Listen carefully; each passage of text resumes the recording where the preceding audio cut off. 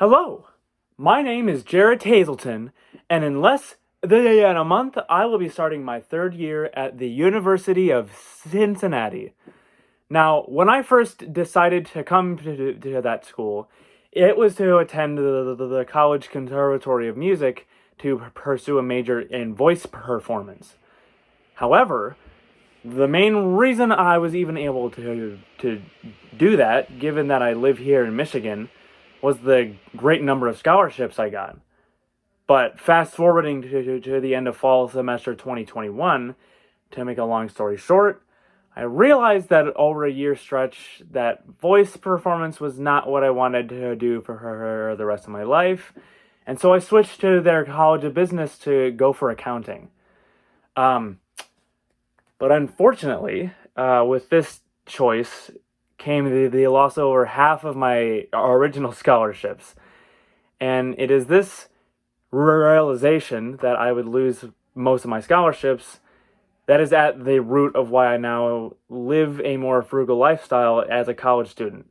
And I've done that for the past year now.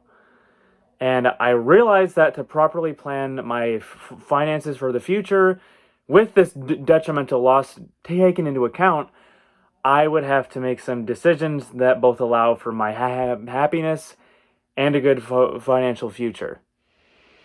Now, one of the most obvious choices I had to make to actually start saving more money was to limit how many apps and services I had a paid subscription to. This meant taking into account what kinds of installments I had attached to my credit card, actually taking a few days to think about which of them I used the most, and keeping the few that I actually felt like I needed.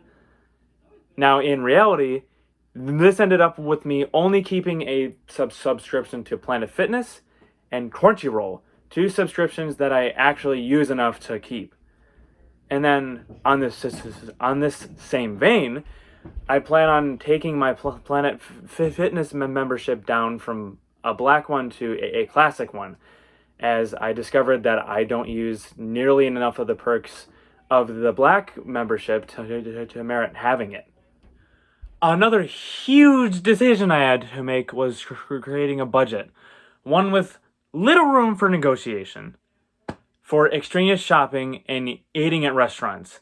Now, personally, this meant only shopping for clothes at thrift shops, limiting buying one piece of clothing when going thrift shopping, making sure that piece of clothing is under $20, going to dollar stores and buying minimal decorations and snacks when my friends and I are throwing parties, having fewer parties, paying for the cheapest items on a menu of a restaurant, and even just not ordering my own food at all, because I can just eat whatever my friends can't finish from what they order.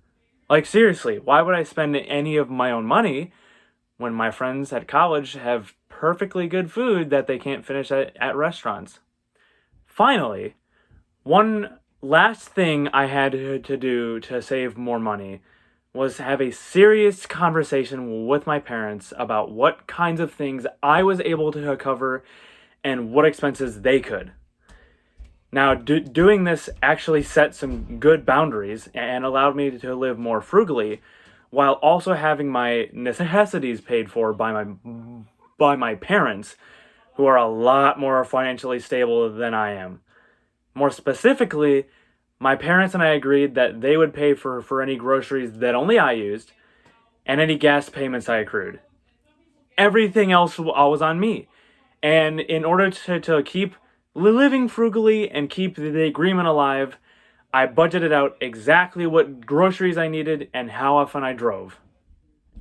With that all said, I really do think that as long as I keep true to all of these money saving choices, I should have no problem keeping the frugal lifestyle I need to both have fun as a college student and properly plan my finances for the future.